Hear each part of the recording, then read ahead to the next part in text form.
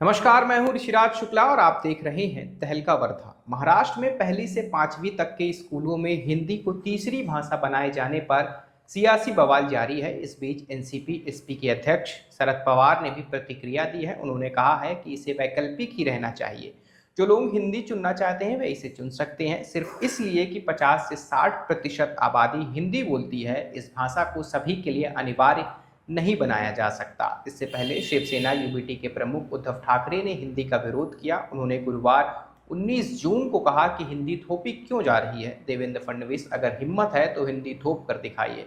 मुझे नहीं पता गुजरात में थोप रहे हैं या नहीं, उद्धव ठाकरे ने कहा। मुंबई में हिंदू बनाम हिंदू की मारकाट करवाने के लिए तैयारी चल रही है। हिंदी थोपनी नहीं देंगे। देवेंद्र फडणवीस, जो करना है कर लीजिए, अगर थोपनी है तो गुजरात में जाकर थोपिए।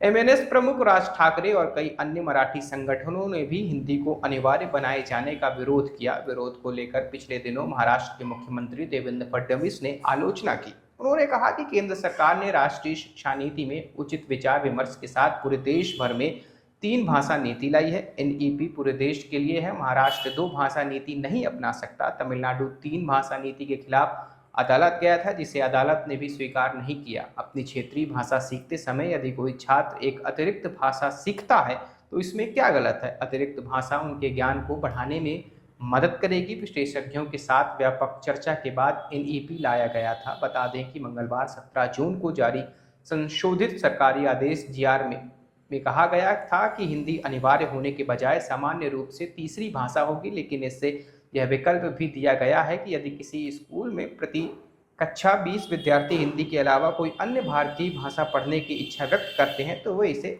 छोड़ सकते हैं। आप इस पर क्या कहते हैं? कमेंट के जरिए ज़रूर बताइए और ऐसी ही तमाम जानकारियों के लिए देखते रहिए तहलका वर्धा। धन्यवाद।